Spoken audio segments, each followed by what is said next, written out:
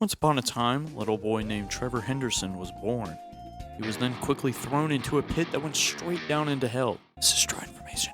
Trust me. The little baby boy then saw the most horrific things a human could ever see, thus granting him the ability to draw spooky things.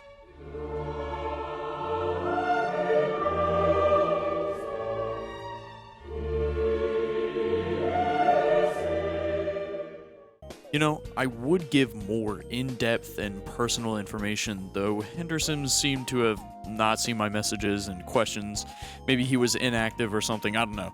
But I decided it'd be in my best interest to just show up.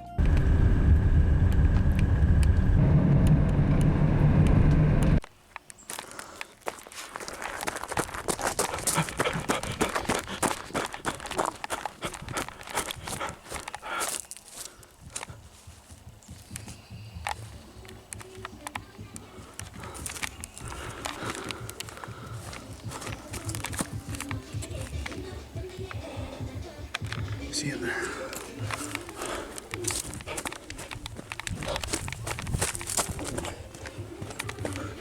The blinds are closed.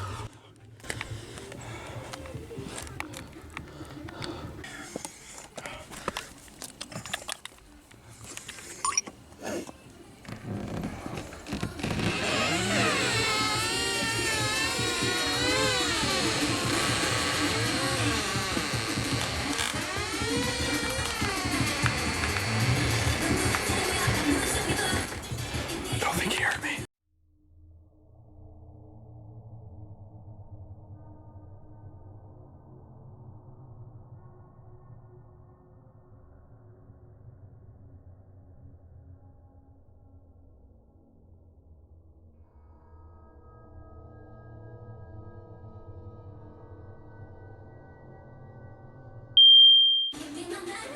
No, do I kill him? No! What's this weirdo watching?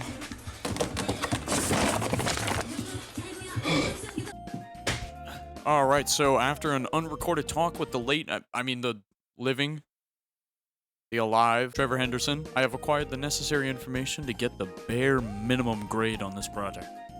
Since my artist is currently living, the political state of the world surrounding his art is super open and wide, which is probably why there is no real political standpoint in Henderson's art. With the many wars and equal rights issues, Henderson truly shows just how little of a he gives. His only known belief is how he is against AI art. As a quick summary, AI art is generated through using other artwork by other artists who are then uncredited, which is plagiarism. This is an ongoing debate in the art world, and Henderson has been somewhat vocal about it on his Instagram account. Henderson does have a couple pieces, though, that could be seen as a commentary on religion because of the way people are depicted. Other than monsters, Henderson doesn't have much of a common symbolism. What he does use repeatedly, though, is fog to essentially veil his creations to make them and their size more unknown. Henderson's art consists primarily of his own random ideas. There is almost no commentary or real documentation in his works. He simply created the art to bring what he thought of into real life and to hopefully scare the viewers and followers of his work. Realistically, Henderson's art would not be possible without Adobe Photoshop. This program essentially catalyzed Henderson's ability to put his creations into real life. He has also been interviewed multiple times on his thoughts about Photoshop and how it influenced him and his art. It's hard to actually know exactly what Henderson was influenced by in his life to make what he makes simply because of how elusive he is. Though what is known is that Henderson loves goosebumps and scary stories to tell in the dark. Other prominent artists during Henderson's time, which is current time, is David Romero, Paolo Girardi, and Junji Ito.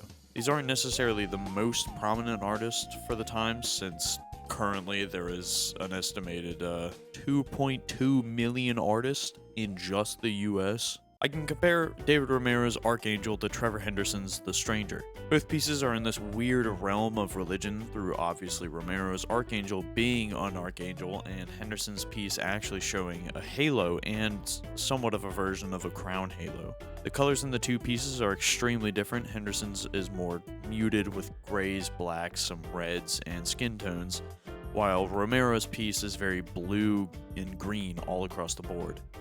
Romero's piece is also shrouded in fog, which is a common scene in Henderson's works. Now, with all of that out of the way, I would like to critique Henderson's Little Guy Living in Your House.